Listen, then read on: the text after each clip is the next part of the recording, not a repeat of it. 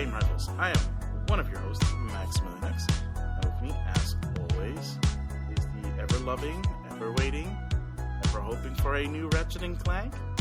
It's your friend, Sean Templar. How's it going, Sean? I'm good. I know that there's a new Ratchet & Clank coming, so I guess my hopes have been answered. I'm not even that big of a Ratchet & Clank fan. I mean, I just played the remake a couple of weeks ago, so yeah. Oh, okay. So that's something that, I did talk about that the last time, didn't we? We did, yeah. Yeah. I mean, I still have to... yeah? I still have to finish it, but... Well, that's not new. But before that, the last Ratchet & Clank game I played was on the PS2, was the first one, so I skipped on all of them. Okay, Even though they were fun games, I never know why I didn't play them. But yeah, I mean, they're way more accessible now. I think so. I remember playing the demo on the PS3 one, and I really liked that one because that already looked like a Pixar animation movie. But this one even gets closer, and then the new one is even prettier because it has ray tracing. Well, at least your 4K TV is gonna have a field day with that one. So yeah, finally. Yeah. But yeah, as always, we start off a episode with the news. So let's dive right into it. It's been an interesting couple of weeks. Let's just start with what we talked about the last time. That Sony was closing the doors on the PlayStation 3, PSP, and PS Vita PSN stores. And then got some huge backlash, which led them to reverse it for at least the PlayStation 3 and Vita for the foreseeable future. The PSP store is still meeting its end on June 2nd. Wasn't it July? Or was it July 2nd? It's one of the J's. July 2nd or June 2nd. It's one of those two. That up. But, wait, I actually have the article up here. Why am I even fretting about it? That's July 2nd. Yeah, July 2nd, yeah. So you still have a few months to buy some PSP games, either through the PSP or through the PlayStation Vita store. Because let's not forget, the Vita is actually backwards compatible with PSP games, assuming they're on the PlayStation store. No UMDs here. there's a game I want, but it's only available in Japan, and I'm not going to buy it because I don't. Otherwise, I wouldn't understand it. But the funny thing is that wait, what game is it? It's you had these Dynasty Warriors games, of course, but then they made a Gundam version of it on the PS3, and then the third one got a re-release called Dynasty Warriors Gundam Reborn. And that one came out for the Vita. And I can get it on the PS3, but I want it on the Vita. But that version only came out in Japan. Oh, that's a weird decision. Maybe because Gundams and Dynasty Warriors and the Vita is all focused on Japan. Because it's Japan, you know? Yeah, okay. That makes sense. Yeah. I mean, from that context, a shame, though. I would have loved to check that out as well. Yeah, I'm just thinking about getting it on the PS3 now. Have you played those Dynasty Warriors games with the Gundam ones? I think I played the first one. It was a really nice one at the time. I mean, Dynasty Warriors games are simple games, but I like the button bashing and the feeling that you can conquer armies of thousands, which you can in the game. And if you just want to unwind, it's the perfect game to play. Exactly. And when you add Gundams into the mix, it's even fun. It's more fun. So I remember playing the first one and I really enjoyed it. Okay.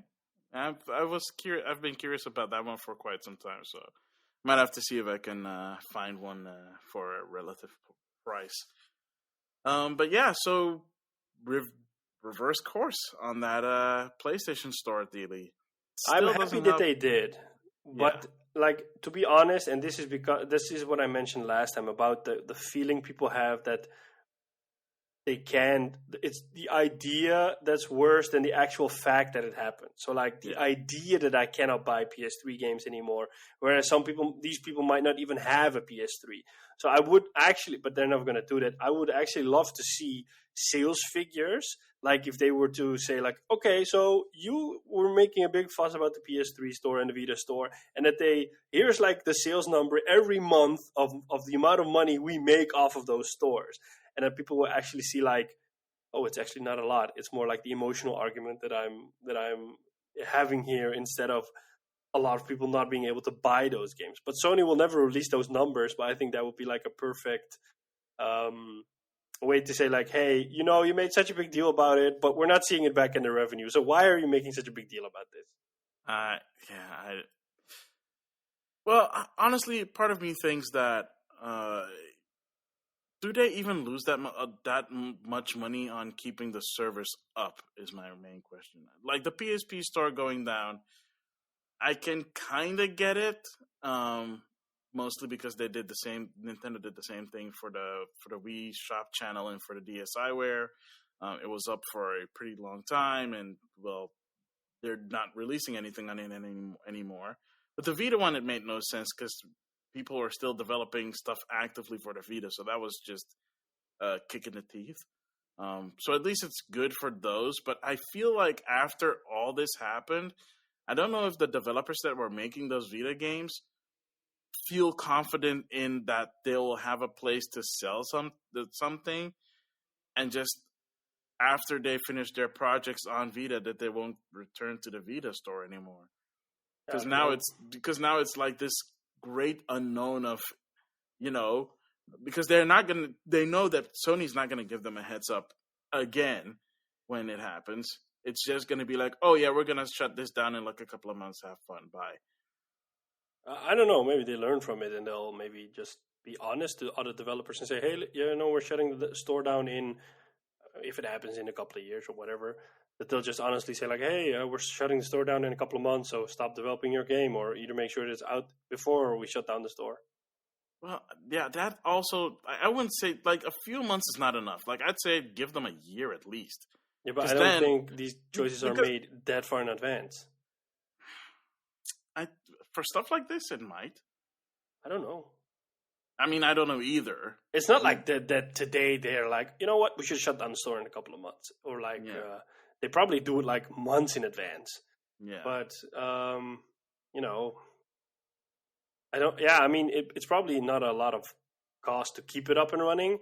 It's more like, I don't know, that they probably have to have people that look after the stuff. So maybe they're like, we're wasting resources on something that we're not using, or that's not being used a lot. True. Well, I mean, I guess it's just a matter of time before they do something, but at least for now, we're all safe. We don't have to worry. I don't have to scramble and get credits on my U.S. account and buy games that are only on the U.S. PlayStation 3 store. So that's a thing. Then I have an honest question for you. Which game would you want to buy? Well, I already, like, before this was announced, like, I think 7 or 8 months ago, I bought Xenogears because it's only on the US store, which was like a hassle and a half. I want to buy Parasite Eve 2 and 1, but I think only 2 is available at least on the European store. Only Parasite Eve 2 is available. So I'm assuming that Parasite Eve 1 is available in the US for some weird, dumb reason. But outside of that, there are a couple of PlayStation 1 and PlayStation portable games that I wanted to get, like Loco Roco, because that's like cheap. But are you actually going to get them? I don't own Loco Roco. My little sister owns Loco Roco, but I want Loco Roco for myself. I mean, it's like, I think less than €8. So yeah, I'm gonna pick it up. Are you actually going to pick it up, or is it like? Yeah. No, I'm actually gonna pick it up because I put it on my list, like stuff that I want to pick up from the PSP, because the PSP store is still going down. Yep. So I need to pick up the PSP games that I want to pick up. Like, for example, because I don't think I own all the Patapons. I only own 2 digitally and maybe 3. I don't remember that much. I think I own 3 digitally. I don't own 1. But I don't think 1 is really worth getting it outside of the historical value, or at least having the complete set available to me. Because Patapon 2 is like way better. And I've actually been playing it on and off. In between, like sometimes I'm like, oh, I want to play a little bit of Patapon, and I'll do a level. but I haven't played through. I haven't touched 3 in a long time. So either I don't own it, or I bought it on UMD and I have no idea where it is. Oh wow! So that's that. I was also worried about the Persona games, and then I found out that I actually bought Persona 3, like the special edition on Vita. So I have that on UMD, and I think I but also you don't have bought, a Vita, right? I'm sorry. I have a PSP. Okay, and but I have a Vita. Oh, you have a Vita. I thought you I didn't. have a Vita. The I thought you problem didn't with the have a Vita is the battery. I thought that was the problem with the PSP. The PSP also had a battery issue, but at least with the Vita, I can actually power it on and actually charge the battery. You can replace the battery pretty easy. I mean, I just need to replace the battery. Yeah, I think you can get those very cheap online. I have the original OLED Vita, but I actually thinking about buying an LCD Vita because I think it also looks nice, just like a collectible to have. So I don't know why. Yeah, true. I don't know, but somehow the screen looks bigger. Just don't do it now. Oh no! Seriously, prices are all out of control. There's no. I don't think I'm pretty sure there's an article about this, but we haven't talked about this in the news. But we have seen it happen. We might have dabbled in it a little bit, but I think this should be brought up. Ever since the pandemic hit, prices on retro gaming has gone absolutely insane. So last time I was looking for a PlayStation TV because I think we talked about this before that I really want a PlayStation TV to play certain games on the TV, like for example Persona 4 Golden. Yeah. I checked; those things go for I think at least twice the amount that they were worth. Yeah, I know. It's crazy. Because and I told you about the whole, I missed my chance to buy it for 50 euros or even less than that. And I was like, oh, well, I guess I'll pick it up sometime later, and never got the chance. Now I'm kicking myself even more because I could have bought 2 and sold one for at least almost 300 euros. Just why? That is so expensive. And it's, I don't know why. And games are also going up in price. And also, when they announced the whole PlayStation stores closing, of course, that drove PlayStation 1, PlayStation 2, PlayStation Vita, and PSP games up. So, also fair warning, do not buy physical PlayStation portable games right now, because the prices are going to be insane for no reason other than that the online store is going away. Yeah, I tend to look at these second-hand shops for those things. I was able to pick up a couple of PSP games for a couple of bucks a while back. But yeah, I mean, it's crazy that the prices of everything is I mean, it's not even retro stuff alone. The prices of everything is going up. I mean, yep. GPUs, because of the whole cryptocurrency mumbo-jumbo stuff that's going around. Also going up. Retailers sell GPUs for more than MSRP. Because I have a friend and he wants to buy... He's on 2 waiting lists for an RTX 3080. And, I mean, that card costs 800 euros normally. That's MSRP. And he had to pay above 1,000 euros to order it at a retailer. And I'm like, you're a retailer. Why, And I understand for them it's extra money because they're rare and blah, blah, blah. And now the rumors that new GPUs are coming, like a 3080 Ti. And then everybody knows, you have no possible chance to get those because scalpers will just get them with the bots. Yeah, I mean, it's such a crazy situation. I mean, even Switches are more expensive than normal. Mm-hmm. Oh, and let's not also forget that this is not just a localized thing. In Japan, it's also it's everywhere. Yeah, because of the shortage. I saw some guy on Twitter post a retweet a post that a used PlayStation 5 was going for $650. That's an okay price. That $650 for a regular PlayStation, not digital, right? Yeah, but the normal is $500. Yeah, but that's 100 and something more. Yeah, but that's still a lot. Yeah, but that's because of the scarcity. But if you look at a new PS5 you want to buy off of Craigslist or whatever, it's at the same range because the time that you get like 1,000 plus for your PS5 is gone, thankfully. So like if you want to buy one right now, I've been looking at it for some time, even though I have a PS5. It's just, I don't know, interest or something. Is that you can just, for example, now I have a list in front of my nose, and let me just scroll. The first PS5 I see is 750 euros, but it has an extra controller, a headset in it, and then if you go to no, so it's like 700, 660. This person is crazy. He thinks he's going to get 700 for the digital edition. Good luck on that one. And he thinks he's going to get 800 for a disc edition. Laughs on you. Jokes on you. But like the average price is around 650 or 699, which is, I think, an okay price considering they were 8, 9, 1,000 euros maybe a couple of months ago. So I don't know. Just because I can. Let me just look at what an Xbox Series X goes for. I don't think it's going to be that much. Like, I haven't heard of, like, the scarcity around both still exists, but you don't really hear about it so much with Xbox as you do for PlayStation. No, but it's because, and I hate to say this, it's just not the more popular console. People just don't want it. Which is the interesting thing, because at least according to sales data in the US, the PlayStation 5 is the fastest selling console ever. Whereas this is still including the fact that the Nintendo Switch is kicking its ass, but who are getting those consoles? Not a lot of people, because it's all scalpers. Most of it, at least. You mean the PS5? Yeah.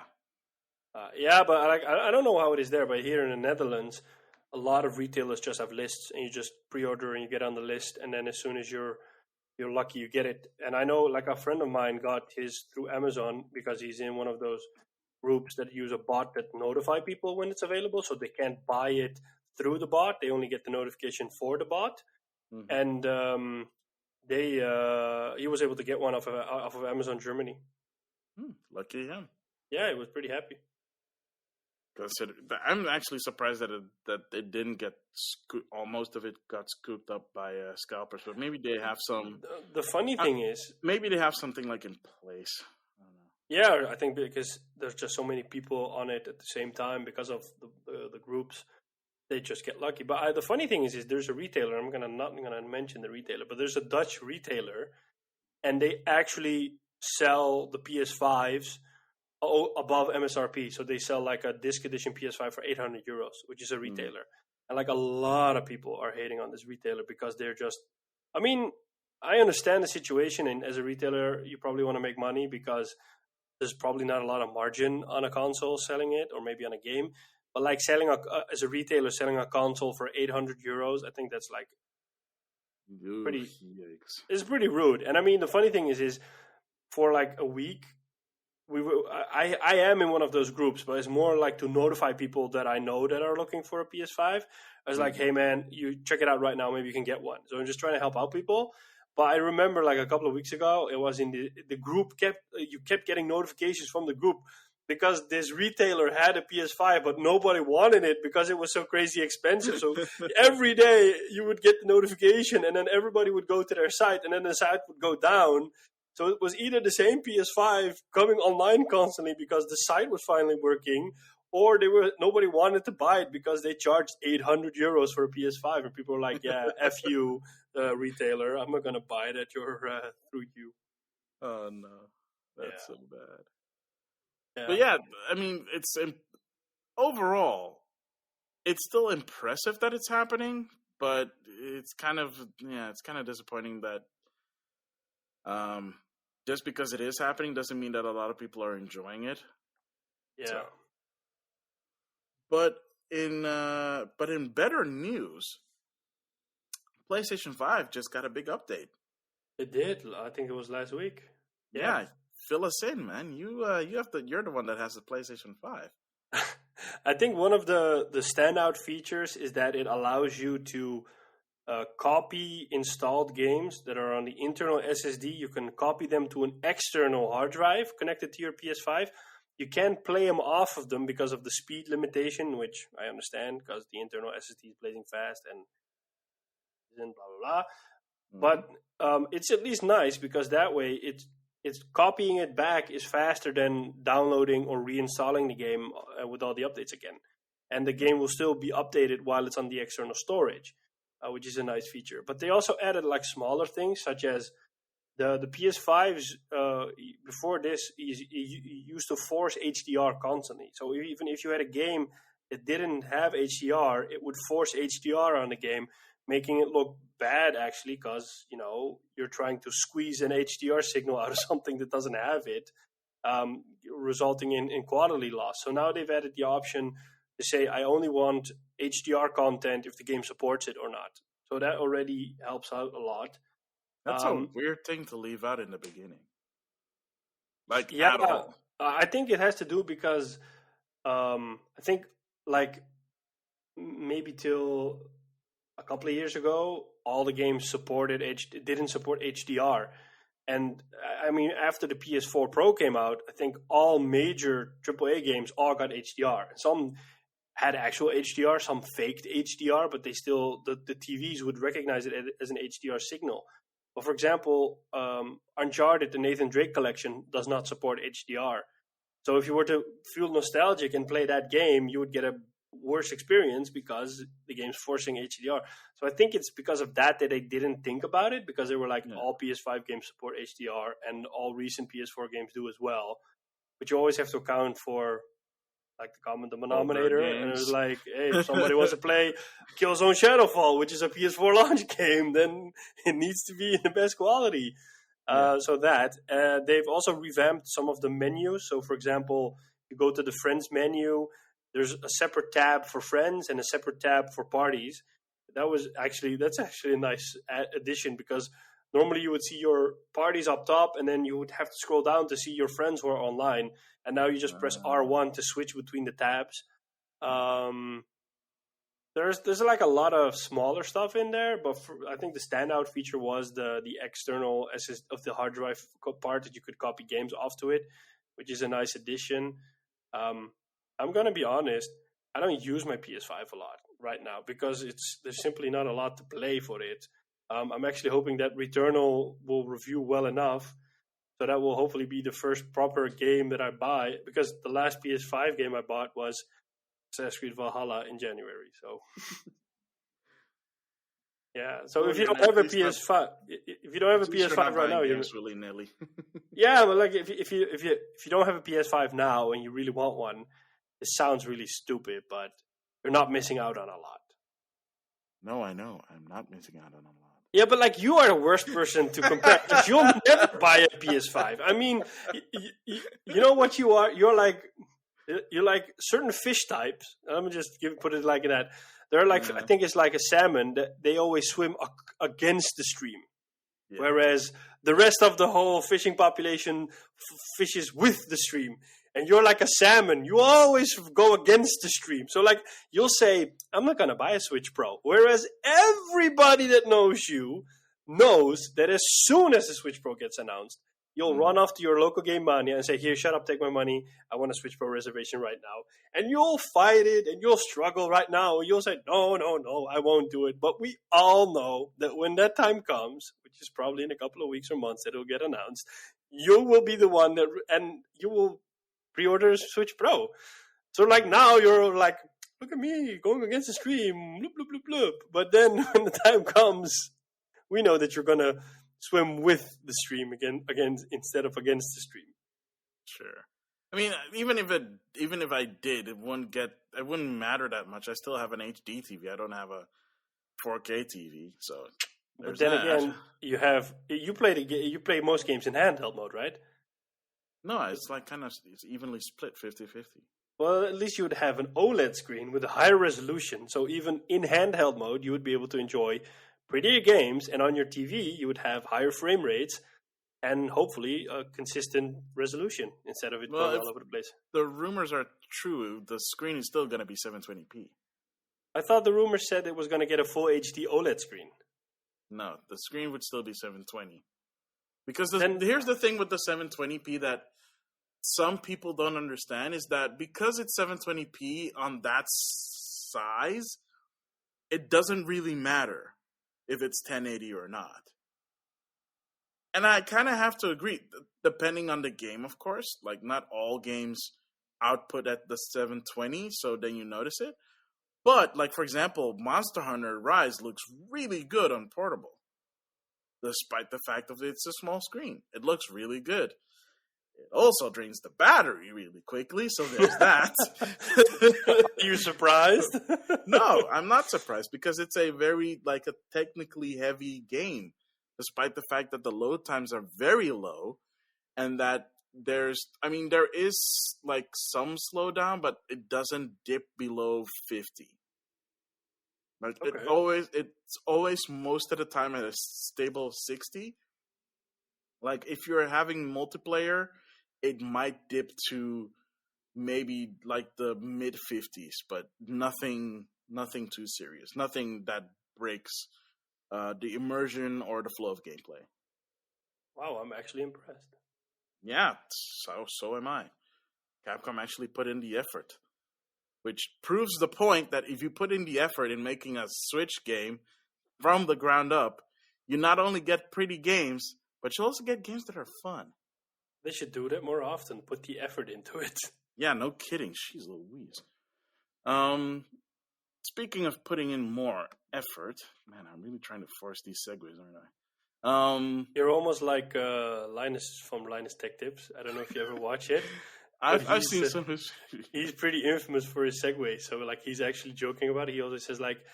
Then he says, like, oh, NVIDIA announces an RTX 3080 Ti, but will it outperform the 3090? And then it's like, but it won't outperform my segues to our sponsor. And then he always does something like that. People actually like it. I mean, it's the same way, like, how he plugs his merch store.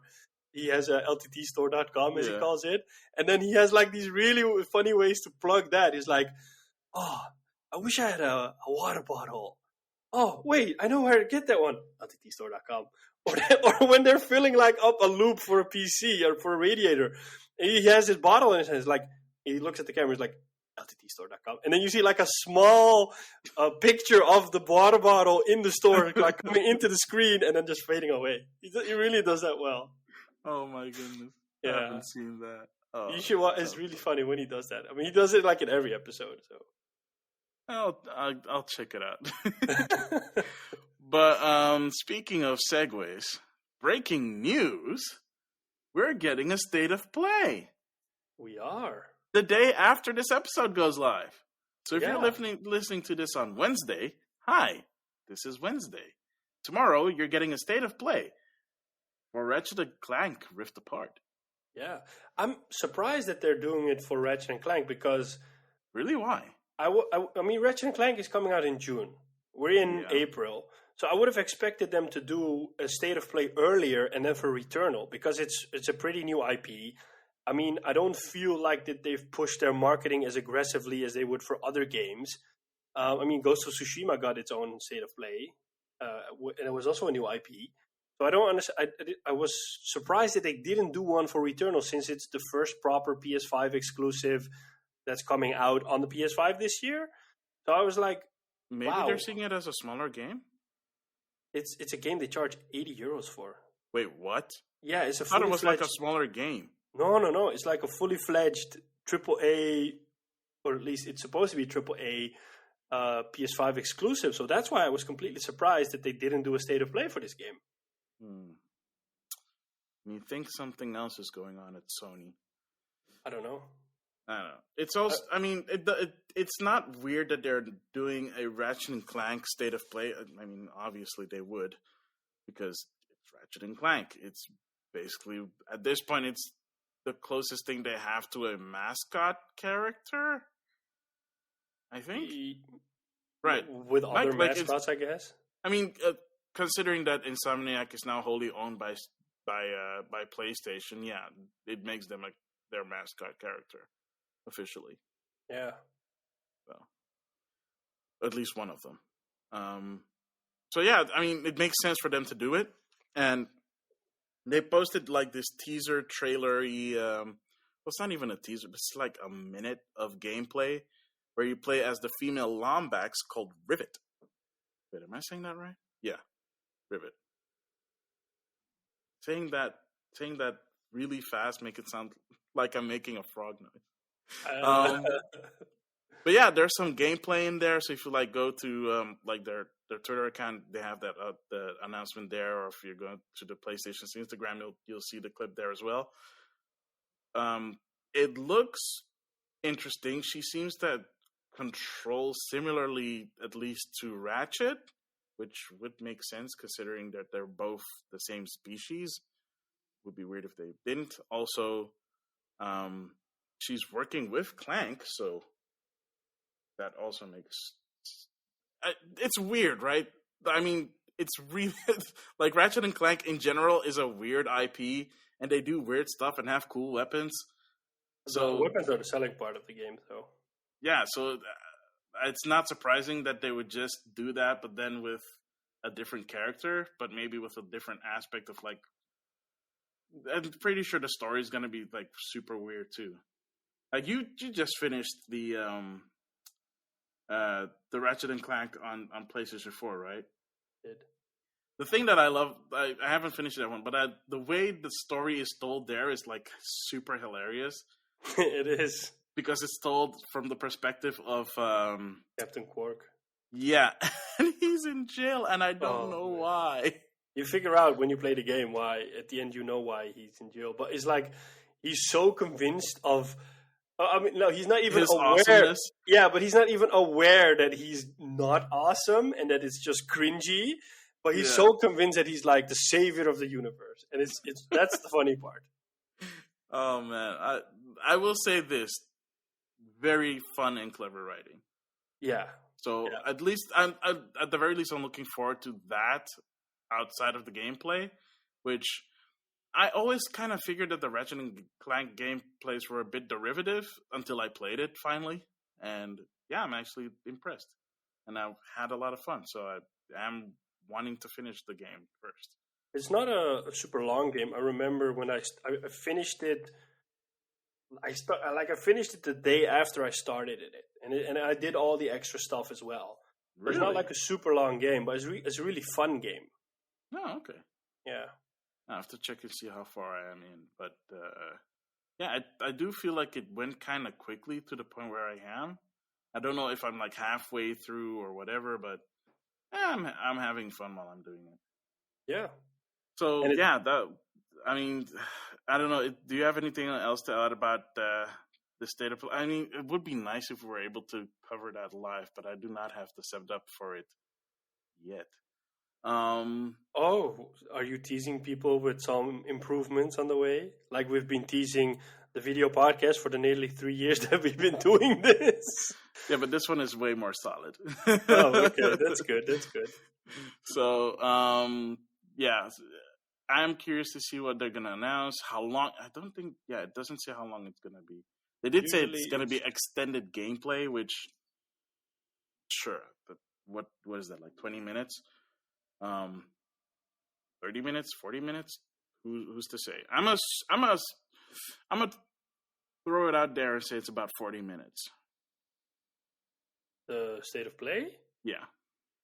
I think it's not long. It says here at Thursday, April 29th, to see more than 15 minutes of fresh gameplay. So I think it'll be like a really short one of like maybe 20 minutes or something like that, 25 minutes. Some states of plays are not really long. It's like a direct, I think.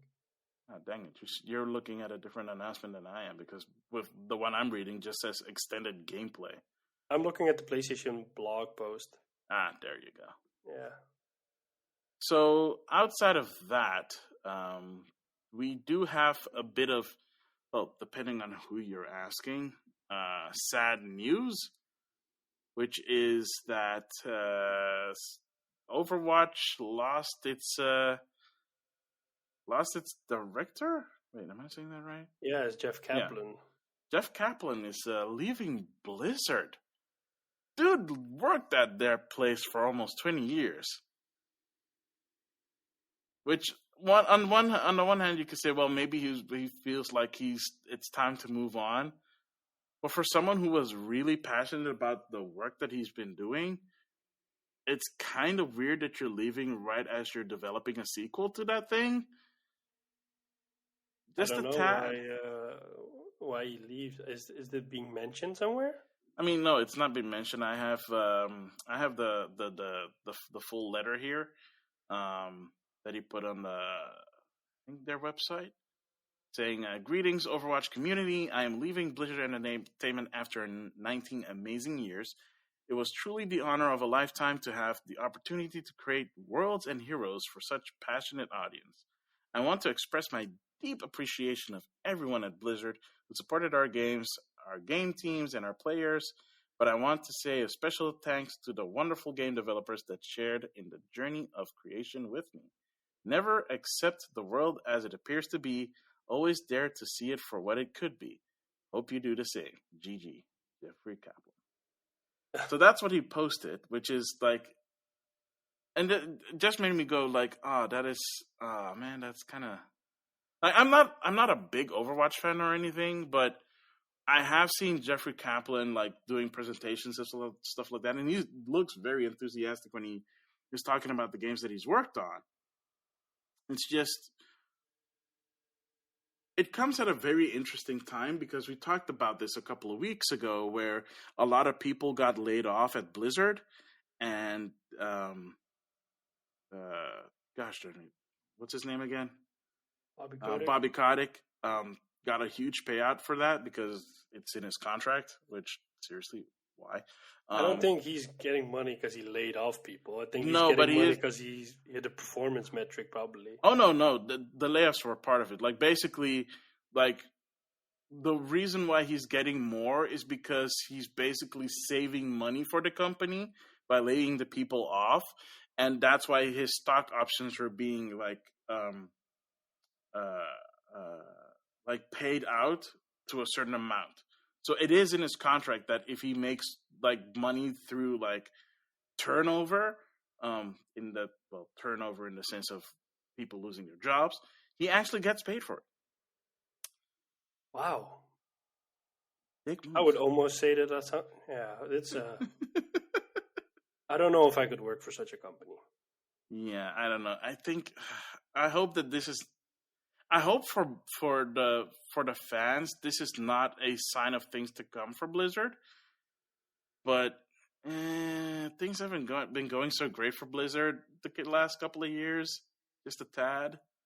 You know what my issue is that Blizzard makes great games, but I would almost say that they're like a CD Projekt Red. I mean, CD Projekt Red was this amazing developer that made great games.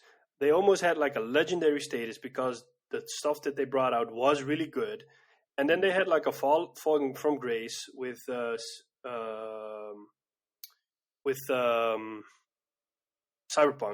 And now they're working on the redemption path. And Blizzard has this same reputation. They're legendary. Everything they touch turns to gold. They take their time when it's done, blah, blah, blah. And again, if they bring out a game, it's a super good game. But it sometimes feels like that they're they're abusing their status as, hey, we're this amazing developer, and that everything we bring out sells millions, and we make a shitload of money off of it. So, let's just use that more than normal in our advantage, because the fans will wait. If we take 15 years to develop a game, then we take 15 years to develop a game because people will buy that game. And with those types of situations, I just stop caring, and I just get kind of fatigued with. It's like it's like somebody telling you they're awesome every day, and eventually they're like, "Yeah, you're awesome, whatever." I really couldn't care less, man. And maybe they've done a few things that initially made you think they were awesome, but eventually you're like, "I really don't care, man, that you're awesome. Maybe you should show us an awesome feat before you call yourself awesome again." Yeah, true. I mean, yeah, I think part of that is because when they were initially taken over by Activision, there was like, well, we are part of Activision, but it's more of a hands-off approach. And it feels like more and more Activision has been calling the shots more obviously. So I don't think they have a choice because Activision doesn't have a lot of IP that they make money off of. If you look at besides Call of Duty, what is a good game they brought out or a game that generated a lot of money?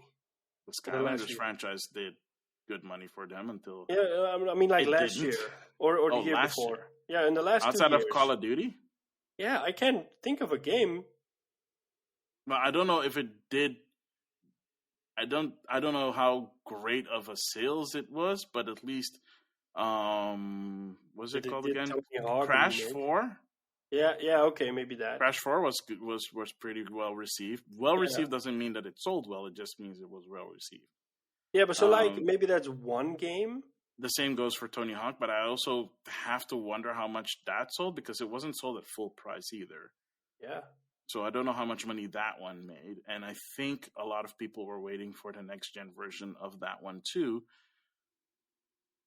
To play on their Xbox. I was about to say Xbox 5. I know the Xbox Series 5.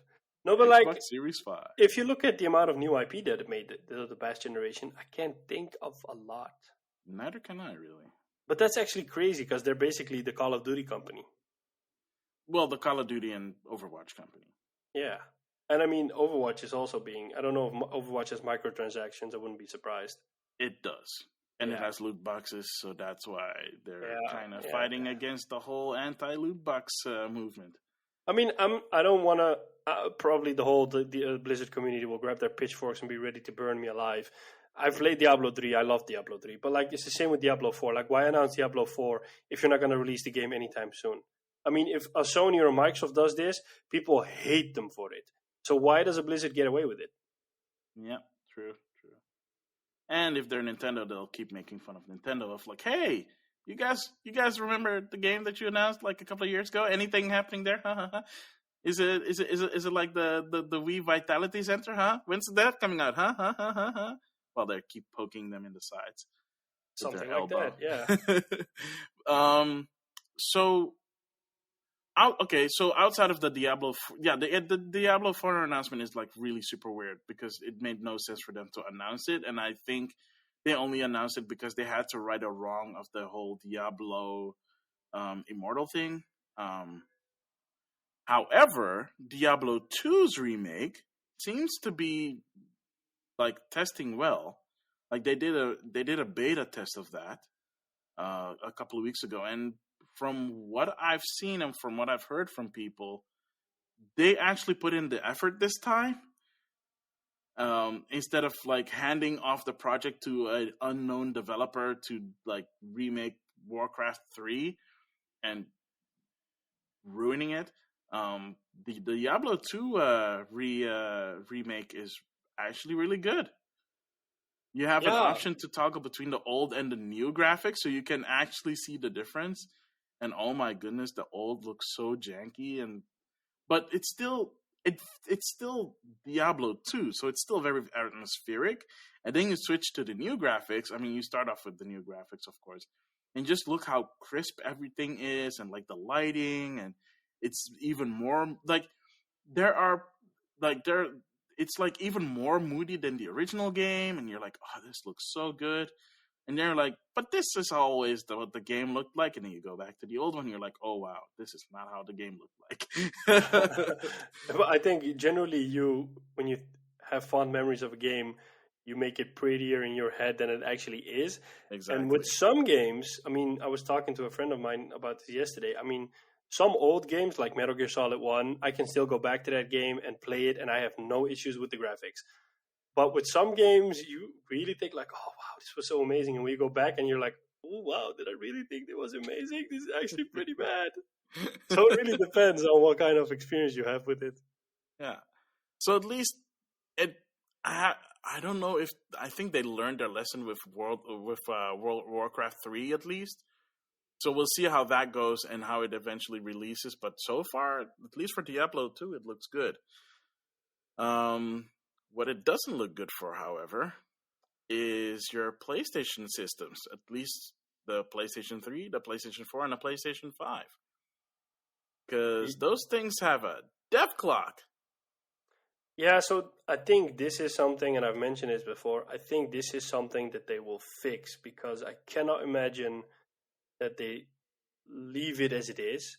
We had a Uh, whole discussion about this outside of I this know we did. episode. I know we did.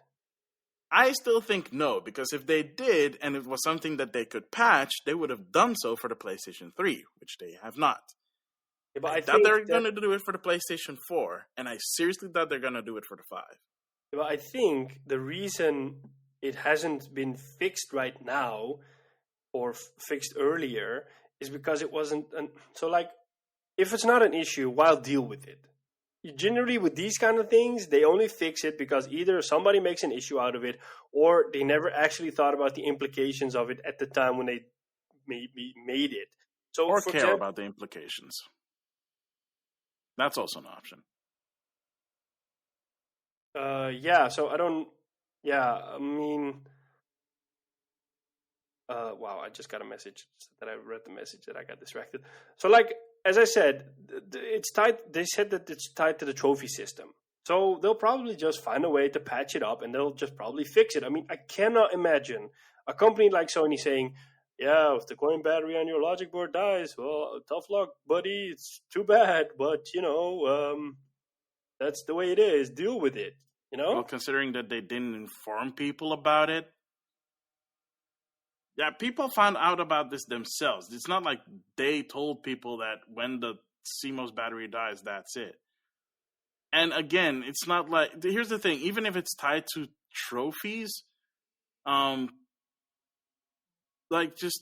just makes, like, I don't know why they tied it to trophies. That's the whole thing. Like, why tie it to something that doesn't matter for if you're playing a single player or multiplayer game?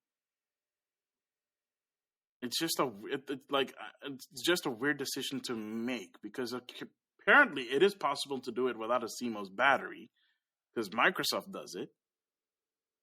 So yeah, I don't know what the decision was in that case, but yeah, I guess time will tell. Maybe they will, and you'll be lucky enough. But as of this point, if you have, like, for example, I guess it's only for the PlayStation 3 game. So if you have like the big George Foreman grill PlayStation 3 that plays PlayStation 2 discs natively, you're fine. Did I say 3 again? Yeah, you said 3. I meant PlayStation 2 games natively. You're fine, but your PlayStation 3 games are going to have a little bit of a problem there, even if they don't have trophies. I think that is it for story. As I said, I firmly believe they will fix this in an update.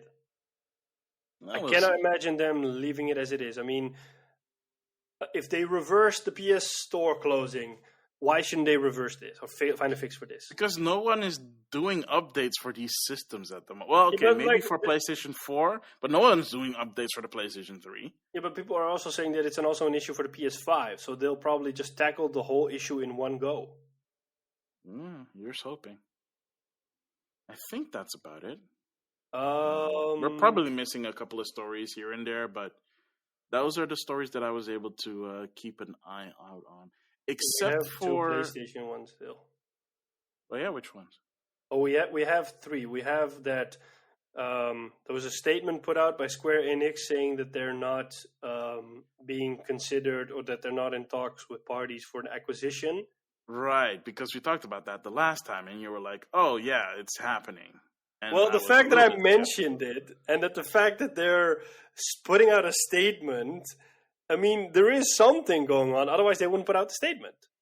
Well, they put out the statement to quell, I'm pretty sure, at the very least, like shareholder or the stock fans. Market, for one, and of course the fans, because they were probably getting inundated with a whole bunch of requests of, "Are you guys selling? Don't sell, or blah, blah, like, blah." if this happens, I mean, I think, I've said it before, I think Microsoft is the perfect one that is ripe for, or the one that might bite them, and I think it's going to happen. They're probably considering an acquisition. And to be honest, people might think of Microsoft as the big bad wolf in this case, but if you look at how they're dealing with Bethesda for now, one would say, oh, they'll just buy Square Enix and leave it as it is, but they'll just give them a lot of funding if they need to make games, and they just want to make sure that the Xbox is the best place to play for RPGs. We still don't really know a lot. Like, they're still being kind of vague with how they're handling stuff with Bethesda. I mean, at least for the games that were supposed to come out because they're already in development. Like, for example, Deathloop.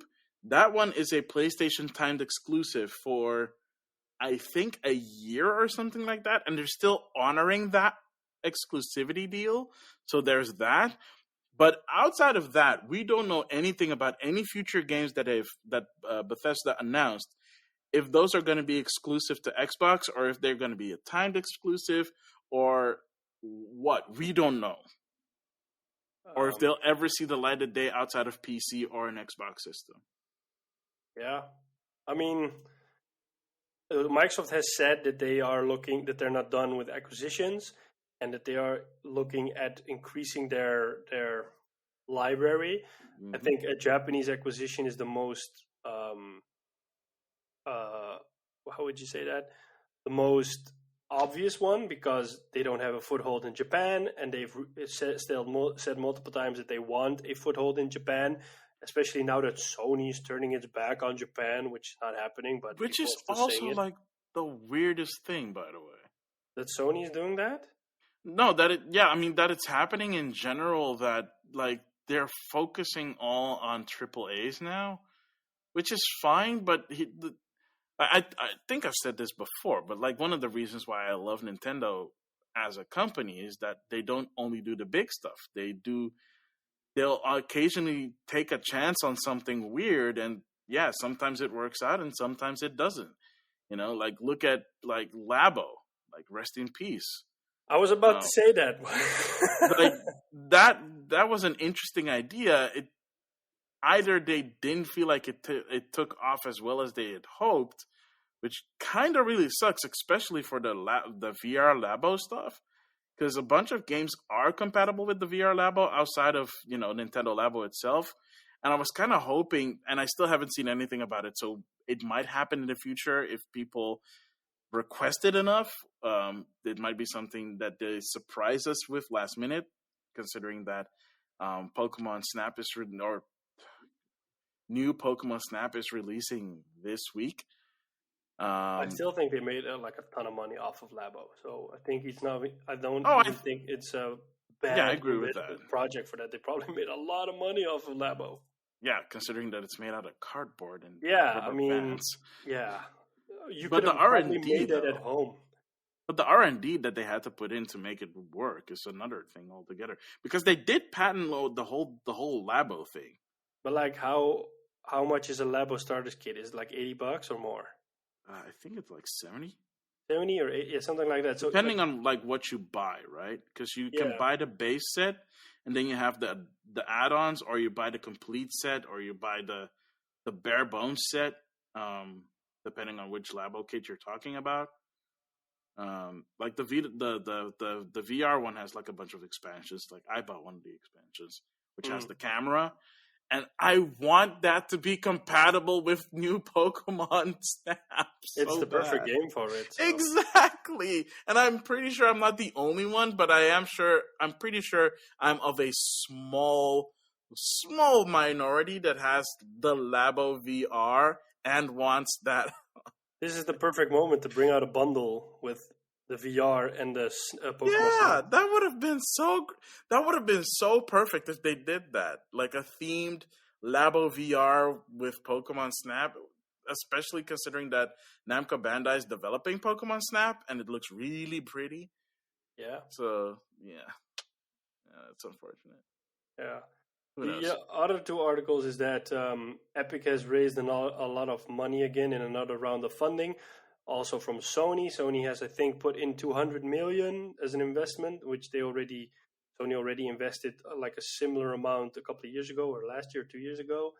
So yeah, I mean, I don't think Epic is going anywhere anytime soon. Yeah. Unless it also kind of puts the kibosh on the whole them losing money on the Epic Game Store. Yeah, so I mean, they're losing money on the Epic. Exactly, they're losing money on the Epic Game Store, but they also got funding for like $1 billion. So, and they also made like maybe $1 billion off of Fortnite alone. Exactly, like Fortnite is the big money maker. Yeah, and then there's this interesting rumor around that Naughty Dog is juggling around multiple projects, and they're struggling, and they're trying to make a Last of Us remake, and people are not waiting for that. People were kind of upset and angry that they're considering or that they're working on a Last of Us remake because people are like, we already got the remastered version of The Last of Us on PS4. The original game came out on the PS3. It doesn't feel like this is the right time to do the game, and based on the story, Naughty Dog is only doing it because they basically don't know what their new IP will be, so they're just doing it so that they can kind of keep people busy, because their new IP that they're working on is not, or they're working on a new project, but the project is in pre-production, so they don't need all those people, so they're just trying to keep those people busy by doing a Last of Us remake, and then they also get familiar with the PS5 hardware at the same time. A bit of a funny, strange situation. But see, that's the real big problem, because they're probably being forced to make a AAA game. Whereas if they were smart, or at least if Sony was smart, they would have had them make something smaller. You know, if you want to keep them busy, and if you want to keep them, or if you want to have them get used to developing for the PlayStation 5, have them do something small that you can bring out quickly, that'll help you learn the fundamentals of the system that they're developing for, and you can probably put out for relatively cheap, and because it's Naughty Dog, it would still sell pretty well because there's pedigree behind it. I know. Yeah, apparently they're working on the multiplayer expansion for The Last of Us Part 2, which, yeah, I mean, that doesn't require the whole team. The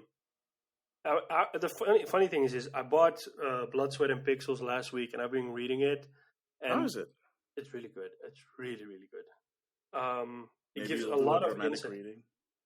Oh, I could do that. I like to record it as a podcast episode. But it talks about the development of Uncharted 4 and what kind of went wrong there. And in one part, Evan Wells, one of the presidents of Naughty Dog, is interviewed as well. And he says, and that's I think what you're seeing right now, is that during Uncharted 4's development, the team came off of The Last of Us. And the directors, Bruce Straley and Neil Druckmann, they didn't want to work on Uncharted 4. They wanted to take their time, and they wanted to take it easy and prototype slowly to figure out if they wanted to do The Last of Us 2 or if they wanted to do another game. But because Uncharted 4 was in such a difficult position, they were basically forced to do it. And the idea was, okay, we'll jump on, we'll make sure that the project gets on track again and it starts working, and then we'll make sure that the leads take over, or we appoint a new game director and we jump off and we do what we wanted to do. And the game was in such a bad state, apparently, that they eventually realized, like, okay, we can't jump off because the people we're eyeing for a leadership position are not stepping up, or they're not ready yet to take over the role of game director. So if we leave the project right now, it'll just probably end up going bad. So they made the game, and at the same time, they had a team that was working on something else, because they apparently have two teams. And then Evan Wells in his interview says that they're not, and I don't know if they fixed it now, doesn't look like it, is that Naughty Dog doesn't know how to balance two teams. They don't know how to work on two separate projects at the same time. Because basically what they just do is they just throw all the resources they have at it at one team, or at one game, instead of saying, no, we have two teams and they both focus on their own game, and they could be in different stages of production, but they still just do it this way. So it's a pretty interesting thing. I mean, it was an interesting read, and they said that they were working on a way of figuring out how to work with projects, because I think one of the bottlenecks is Naughty Dog doesn't work with producers. That's kind of their staple thing. They don't need producers. They have other ways of dealing with those issues. Whereas if you have a producer, they can keep things on track. That's their job. So this was years ago, and they said that they were working on a way to figuring out how to balance the two teams. But if you're reading this, it doesn't look like they found a way to balance two teams. Yeah, okay, to be fair, considering what we know about how the remake came to be, and it was supposed to be done by a completely different team, it makes sense for them now taking it over to just completely, well, not completely, but at the very least, stir up some trouble at Naughty Dog. At least, like, scheduling and managing wise. Yeah, I mean, I think Naughty Dog is Sony's premier studio. It's like they're the one studio that is the most valuable in the whole lineup of Sony. And Sony has a lot of studios.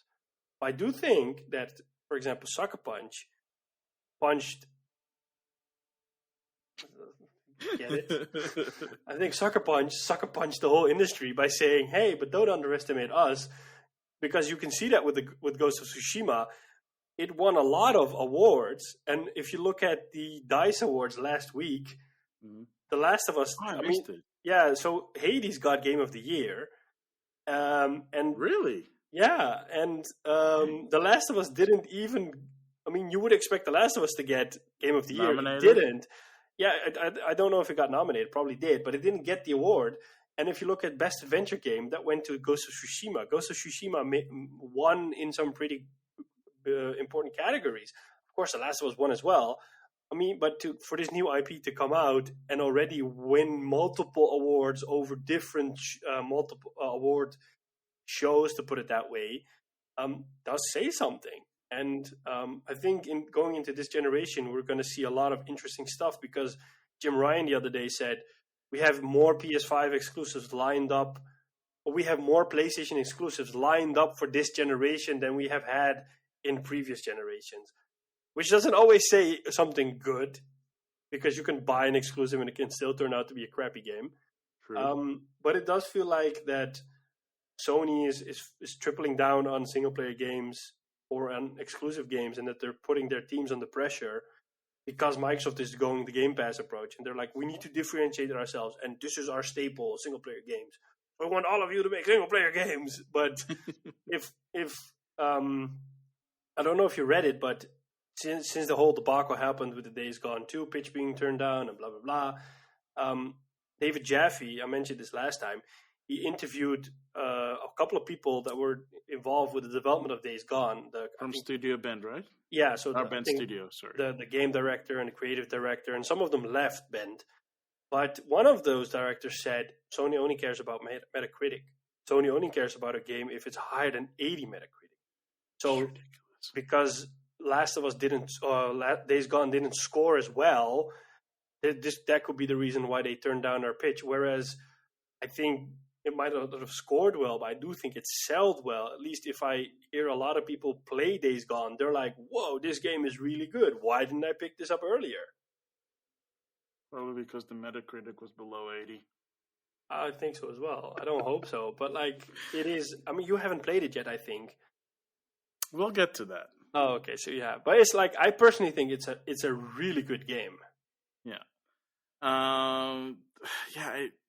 He did all. I think one of the guys also said something really not chill on that podcast, where he was kind of also blaming the gamers for not buying games at full price.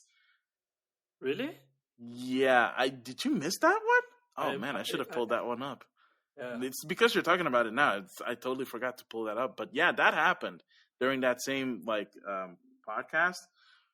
And he used an expletive, but he basically said, yeah, players are not buying games at full price, and that's why Days Gone didn't games like Days Gone fail-ish.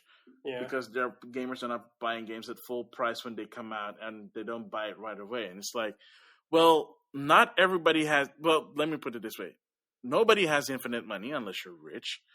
Not everybody's rich. Not everybody has the time to play multi-hour games.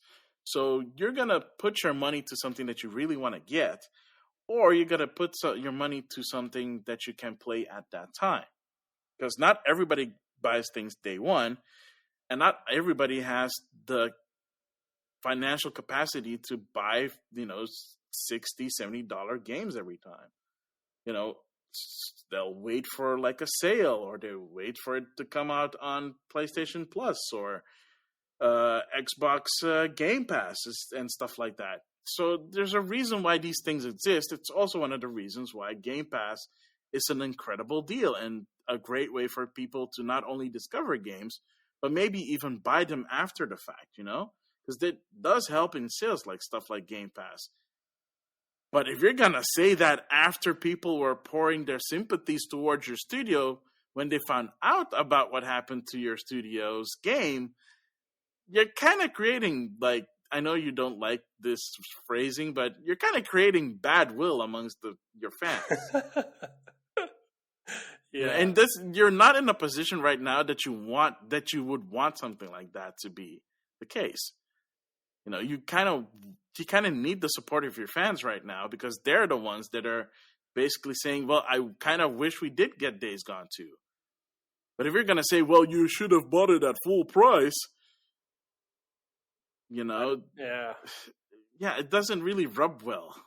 Yeah, I mean, I think the game has gotten a lot more credit since it became part of the PlayStation Plus collection on the PS5, and now also because it's in PS Plus. I mean, I 3 of my friends, they are playing Horizon Zero Dawn right now because it's part of the Play at Home initiative, and they're like, "Whoa, this game is so good!" And I'm like, "Really?" I mean, I told you, I could have told you this years ago when this game came out. In fact, I probably might have told them already, but they're like, one of them is like, yeah, I only play Destiny, and now he's only playing Call of Duty with us. The other one is, well, but he knows this. He's a cheap bastard. I always call him a cheap bastard. So, even $15 is too much for him.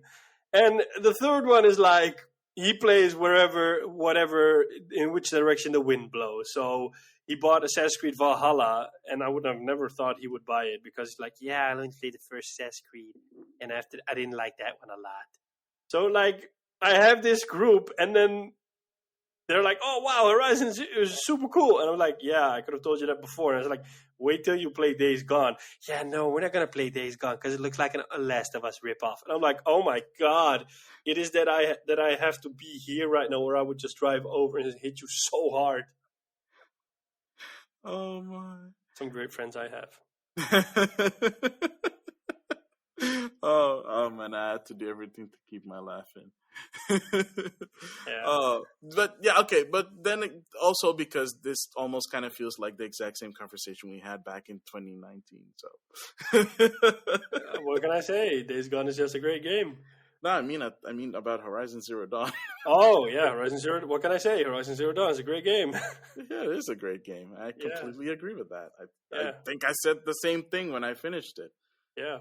So, this is exactly the same thing about not everybody has that, or even has it on their radar, Not everybody has it on their radar that, they should get this game because it's good. Part of it might actually be because of the Metacritic rating. Part of it could also just be that they saw some reviews that called it mediocre, depending on which source that they will frequent to. So, I wonder if people don't if maybe we live in a time where people value other people's opinions too much and cause them not to form their own opinions. Because, if, for example, if you base your buying decisions off of a review of a certain website, and another website says exactly the opposite, because that's what happened when Death Stranding came out. Some praised the game, some hated the game, and then you would really be tied to, okay, which publication do I genuinely look at, listen at, trust, believe in? And that kind of might have helped you decide which game you wanted to buy. I personally waited until it was €30 because I just didn't know for sure if I was going to like the game because it looked too weird and too vague for me, whereas I'm a big Hideo Kojima fan. So, and eventually I bought it, and I was really happy that I did, and I would have bought it for $60 because it was worth the money. But because of the way it was conveyed, I had trouble. And also because the reviews were so mixed, I didn't know what to believe. the more reviews I watched, the more confused I became. Yeah. I will say, and I'll give you an example as well, because that's why I'm afraid that some things are biased too much. Mm-hmm. And what you'll see, for example, is on social media, certain people that are like have a large following and whatnot. They call them influencers. I'm not a fan of that word. They get stuff for free. Yeah. And what they do is they have to, of course, praise the shit out of it because it is a free game that they get, and there are certain terms that are tied to them getting that free game. It's like, well, we'll give you this free game, but you can't bash the game because, that kind of defeats the purpose of us giving you this game for free. So what you'll see is they'll praise the game, and then eventually you'll probably, if you're observant, figure out that they never finished the game or that they didn't play a lot of the game, but they are so enthusiastic about the game when they talk about it that it might inadvertently influence your buying decision, and you might end up spending money on the game and then realize like, well, wow, this game isn't as amazing as that person told this game to be. So, that also plays a part in these days. Yeah, so we've had this conversation before, and I've actually had a lot of times before, so I've actually had some time to think about so I will say this. Yeah, you're right. People that have a lot of following that get, brand deals from publishers and whatnot and get the game for free. You do have those that might play or promote the game, but end up barely playing the game, which is why it's important to find reputable sources, or at least places where you can, guarantee that they'll at least have played the entire game from start to finish. They might not have completed the game. They might have not gotten a platinum trophy or dinged the last achievement, but at the very least, they've played the game from start to finish and can tell you, without spoiling the entire game, whether it's good or not, and why you should get it or why you shouldn't get it, or why you may or may not like certain aspects of that game. And I feel that not all influencers have that obligation, or at least they don't feel like they have that obligation. Some do, not all of them. So I think it depends on if you can find one that does, then you can at least know that they know what they're talking about. Yeah, because what you'll sometimes see is that, and it's funny to see, is that they'll start promoting a game even though the game hasn't come out yet, and then it basically looks like, hey, publisher, I'm promoting your game and you haven't even asked me for it, wink. So maybe you should give me a free copy of the game when it comes out, wink, wink. And then, by the time it happens, the bias already starts there, because they just basically want the game for free, or they want to maintain the relationship. And they're not doing it for the best interest of the people that they basically represent. Because in a way, you would say you're voting for someone by giving them your support by either liking their content or following them. So basically, it's like an election. You cast your vote and you say like, hey, I'm giving my vote, I'm subscribing to your channel or your page or whatever, and I'm liking your content because I trust you and I like your content. And then I think that people should have an obligation to use that trust in a good way, instead of using it for their own gain and just saying like, I want this game for free. Because I remember seeing something similar like this when Mafia 1 got a remake last year. Mm-hmm. And then I saw a lot of people promoting it. And I was like, yeah, Mafia was a good game, but you're promoting it or praising it in such a way as if it's a game that got a Metacritic of 95. You're pretending this is the next Breath of the Wild, and it's not. So calm down, And then I think like if you do it in that way, you're misleading people, because people are like, oh, whoa, this is the next Breath of the Wild. We need to play this or we're missing out. FOMO, #FOMO, I'm like, no, just be honest. I mean, that's your job. Yeah. Yeah, that is their. I mean, that's what they chose to do, right? So Yeah. I don't know. But we've always had our, we always found that stuff is always a bit iffy and not Maybe we're awesome. just maybe it's easier for us to say it than when you're actually in a situation like that. I don't know. Yeah. But like I would want to be have integrity in that part, and just tell them straight Hang up on a honestly. second. We're gonna go into a break. And I think this is basically it, right? By the way, I mean, this is the end of the segment. So yeah, sorry, I was getting a call, so it was kind of. It's okay. Let's just end the segment here and just be back with the next one. Yeah, we'll be right back with what we've been playing.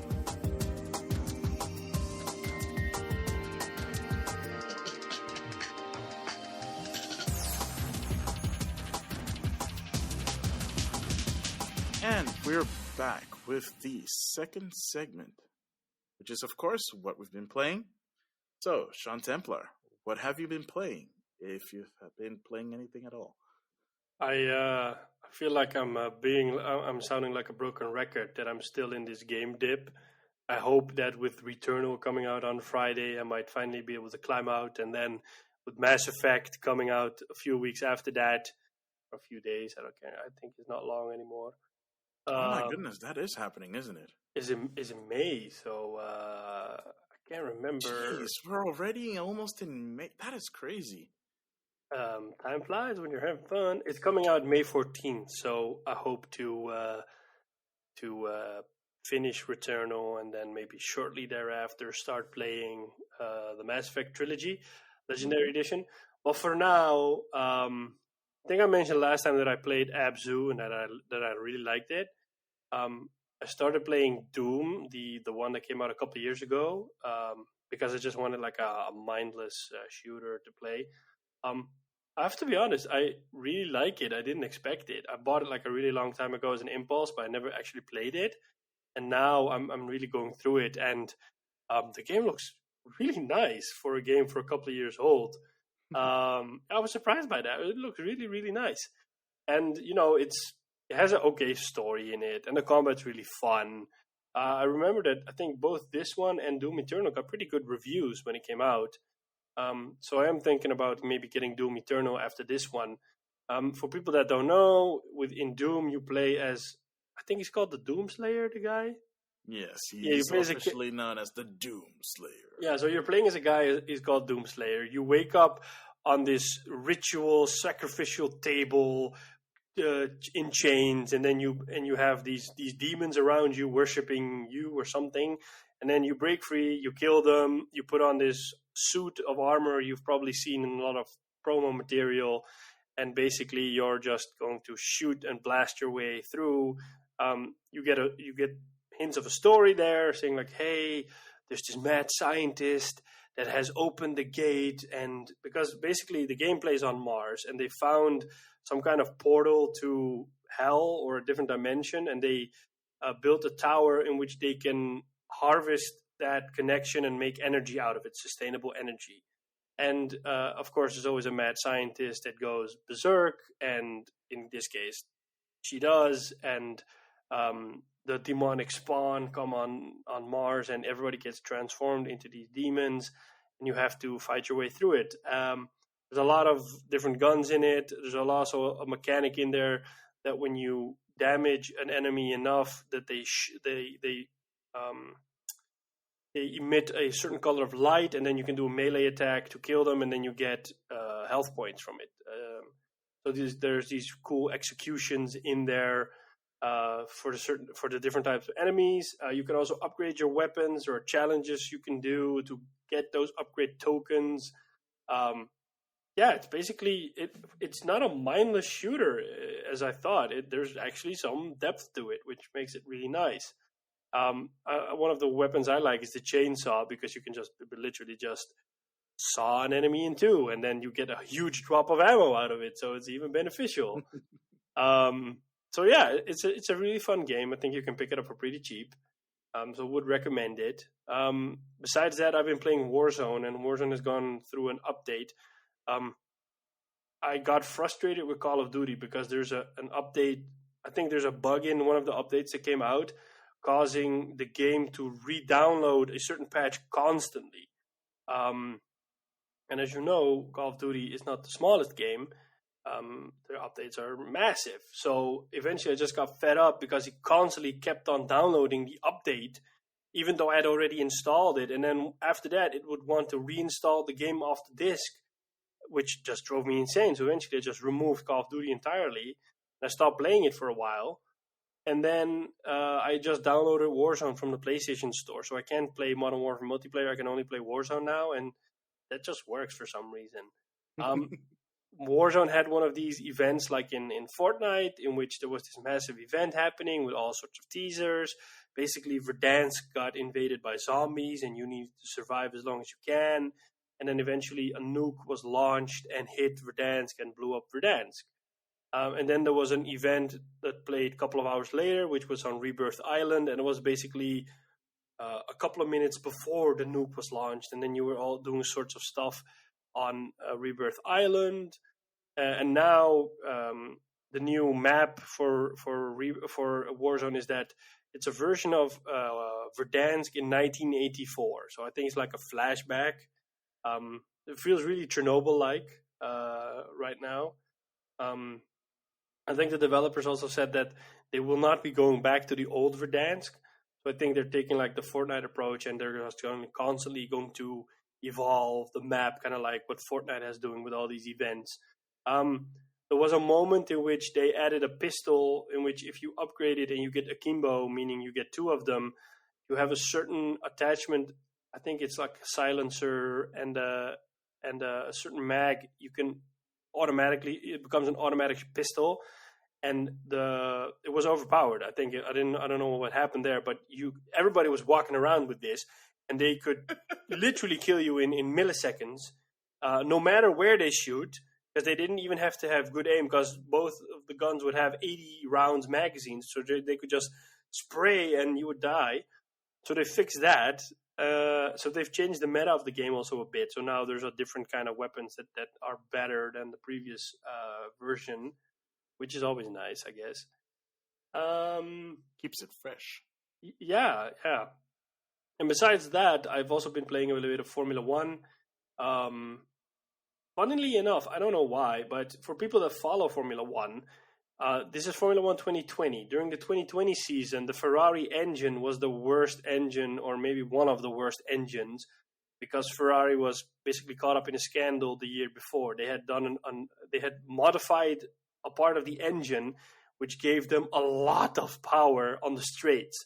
So eventually, all the teams filed a complaint with the FIA, which is like the overseeing body of the whole a lot of racing championships in the world, including Formula 1, and they launched an investigation. And then at the end of that investigation, they said, we're not going to reveal the outcome of the investigation. We have reached a settlement agreement with Ferrari in which they have to pay a fine. They will help us with developing methods to track down engine modifications.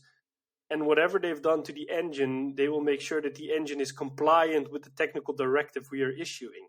There's a lot of mumbo jumbo saying, we made a deal with Ferrari. We're not revealing what the engine did, but we have agreed with them that they will revert back and make the engine compliant again. When they did that, it was one of the slowest cars on the grid. And that's one of the things that happened in the 2020 season. The car was basically built around this modification, allowing the engine to perform at a different level. So now Ferrari was really slow. Why this whole long story?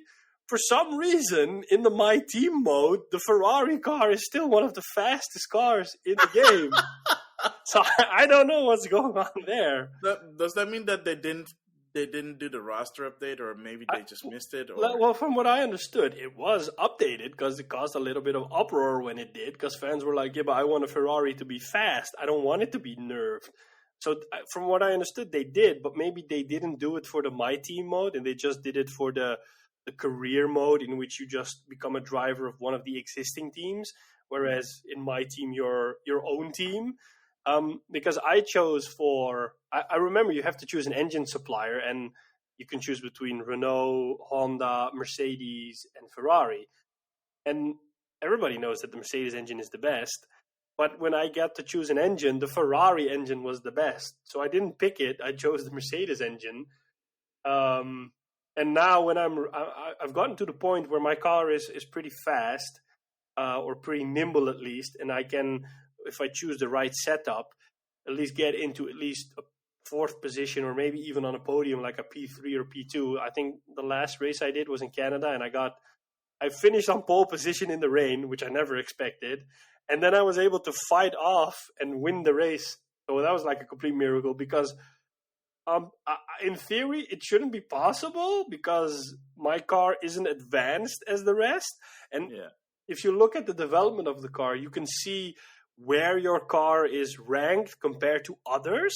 And I'm like in the bottom half. But for some reason, I'm winning races or getting podiums. So I don't know what's going on with the game.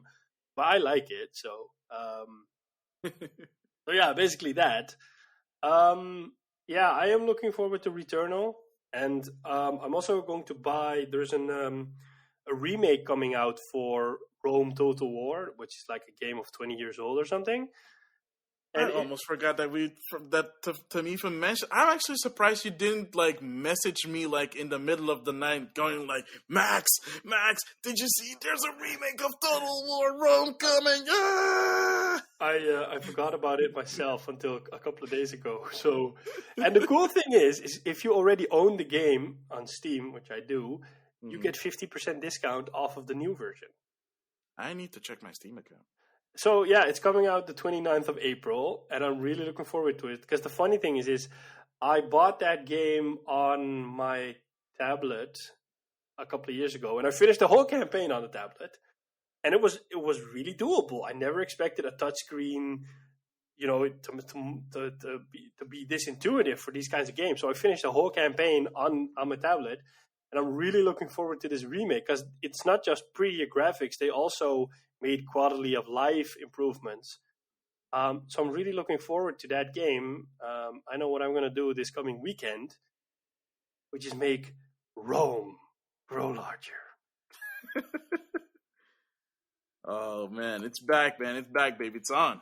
I'm really looking forward to it. Cool. I mean, yeah, I heard that. When did I hear it? Like yesterday? So I heard it yesterday. I was like, oh, how have I not heard this from you yet? I was like legitimately surprised that I had not heard from you like that was happening. But cool. Yeah. Yeah, I'm curious to see how that's gonna end up being. Unfortunately, I won't be able to play it on my PC, and they still haven't committed to like bringing those games to GeForce Now. Like, isn't it playable on GeForce Now? No. Oh wow, that sucks. I know they that, used to be, and then they got taken off. Yeah, because I know the Three Kingdoms was playable on GeForce Now. Yeah, and then it got taken off. That sucks. Yep. So, yeah, I guess it's my turn, isn't it? Yeah, those are my games. So I'm gonna just keep it short. Monster Hunter, still doing that. If you're interested in playing some Monster Hunter with me, please hit me up because I love playing Monster Hunter and I love playing with new people. And yes, I can play with random people through the Live Hub, which is through the live support, which is fine. But, it's fun to be able to play with people that you know, and people that you can actually talk to because there's no, like, voice chat or whatever. Plus, you can do text, but the text is more, like, for immediate stuff, not so much for talking to one another. Outside of that, I hinted this before in the news segment, but I have been playing Days Gone because it is still available. Yeah, it's still available on PlayStation Plus. Yeah. So if you haven't downloaded or claimed Days Gone, do it because it is actually surprisingly fun. The freakers are interesting, for one, because I mean it's interesting in and of itself because in a post Left 4 Dead gaming landscape, it's kind of funny that you don't see a lot of zombie-esque games have smart zombies. And I won't say that the freakers are particularly clever, but they will hone in on you if you make a mistake. And the whole thing is that if you make too much noise, there's actually like a noise indicator. So you're always I always instinctively paying attention to if I'm making a lot of noise. I tend to like crouch a lot because of it, so that I'm making minimum noise. The one thing I will say is that the game is at least somewhat generous with its checkpoints. Because there was this, so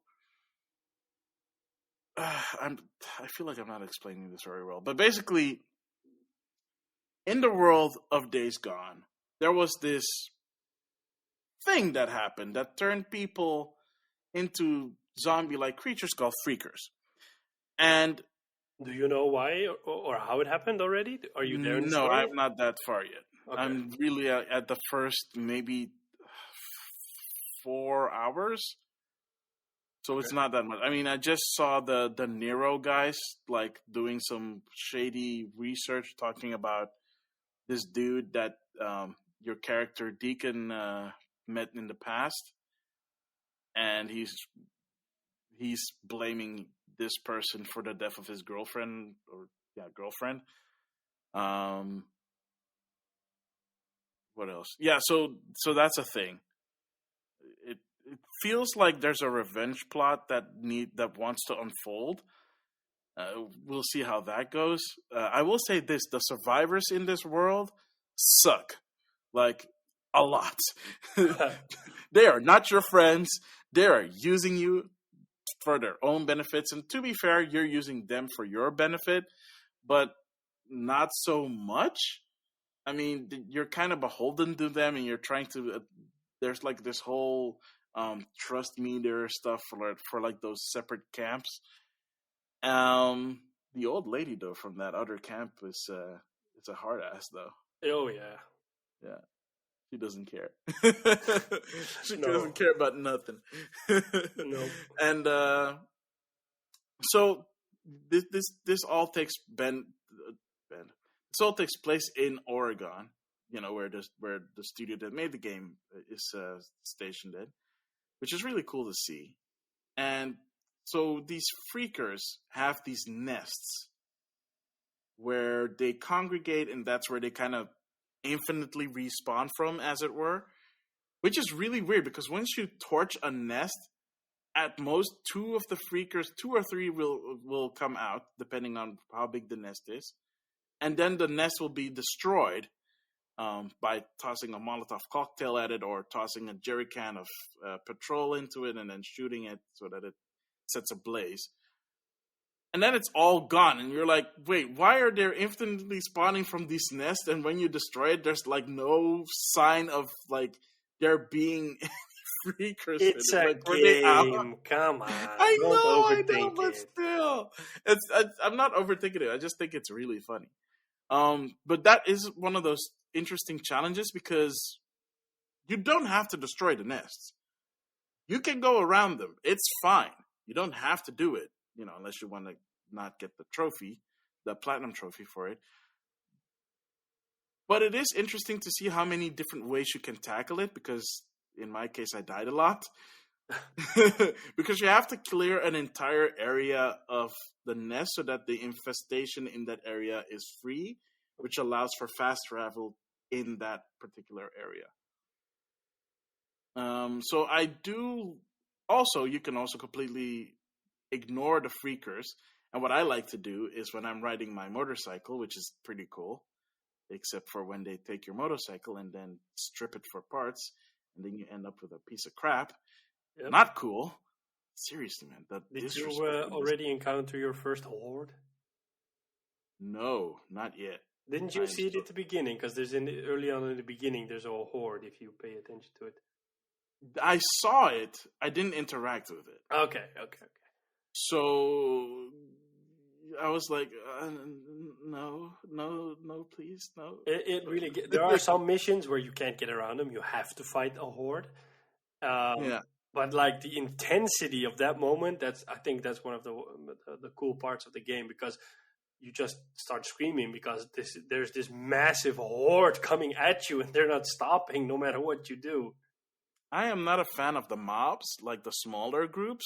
That alone, your resources are pretty limited. You have to be really careful with your bullets. You have to be careful with your melee weapons.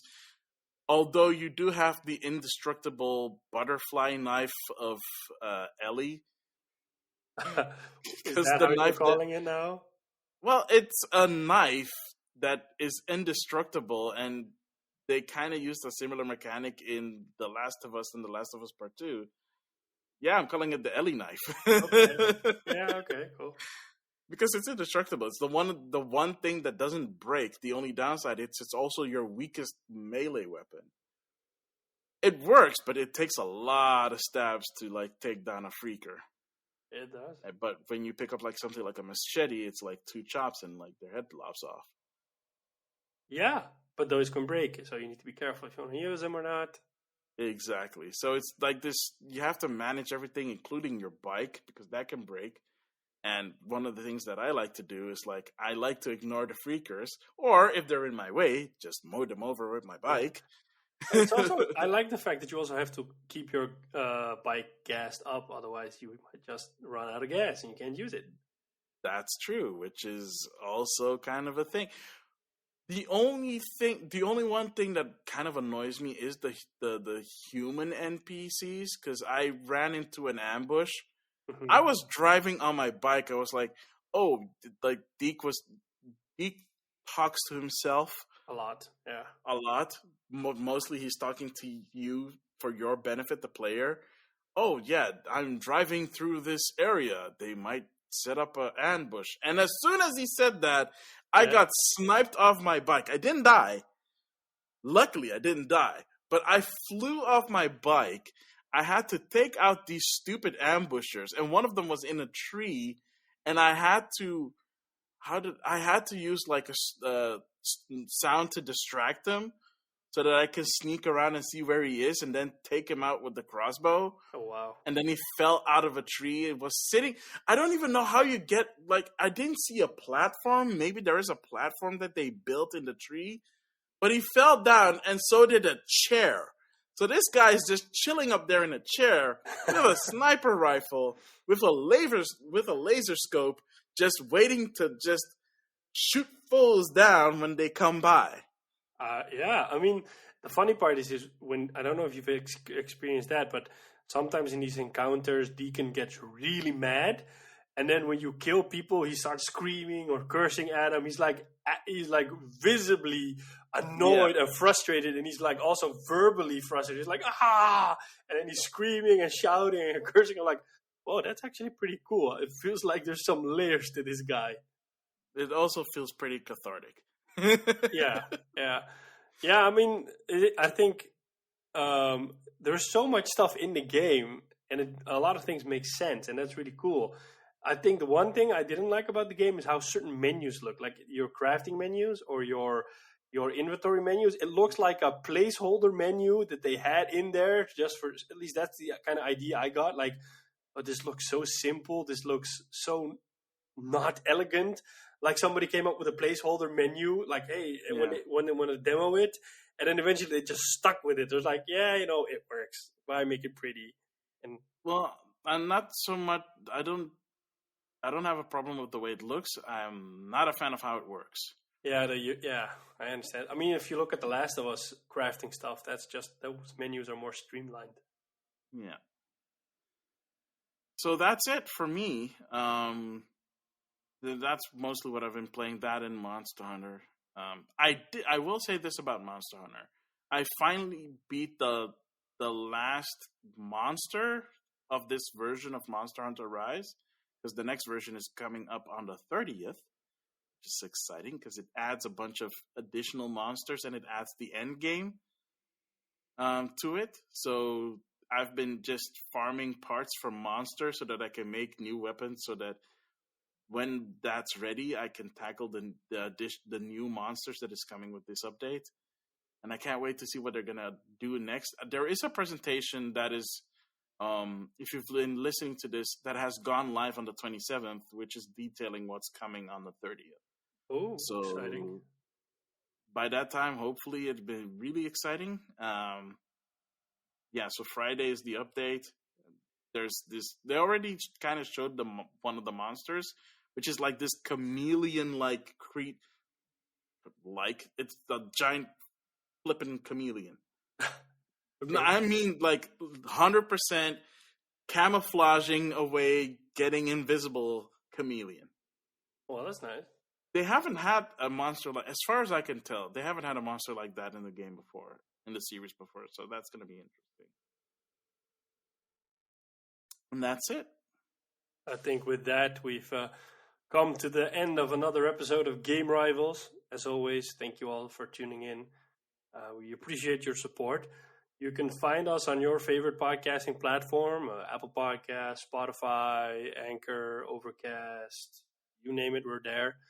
You can leave us a voice message through Anchor. You can click on the link in the description. You don't have to make an account for that. You can email us at gamerivalsfeedback@gmail.com. You can check out us on Twitter, game_rivals_. You can check out Maximilian on Twitter @Maximilian.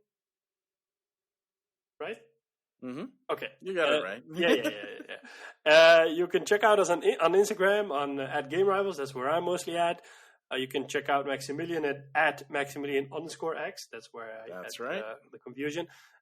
Please do. He wants to play Monster Hunter with you all, and just go out and play Monster Hunter with him. We in the break he said like, "Oh, you need to buy Monster Hunter so we can play." I'm like, "Yeah, but I didn't like the demo." No, but you still need to buy it. And then I said like, "Let me look online," and I saw somebody selling the game for like I think €35. He said like, "I bought it, I played it once, and I don't like it." I'm like, "Hey, you're my kind of guy." I said 2 episodes ago, I'm waiting for that guy to say, "I bought this game and I don't like it. Now I'm selling it." He's my kind of guy. So I'm like, I might. I don't know, but I might. But yeah, go check him out and play some Monster Hunter with him. Yes, let's do. He's a great sensei, as he always says. And that's basically it. Thank you all for tuning in. I have and always will be Sean Templar. And I have and will always be Maximilian X. And we'll catch you on the next one. Later.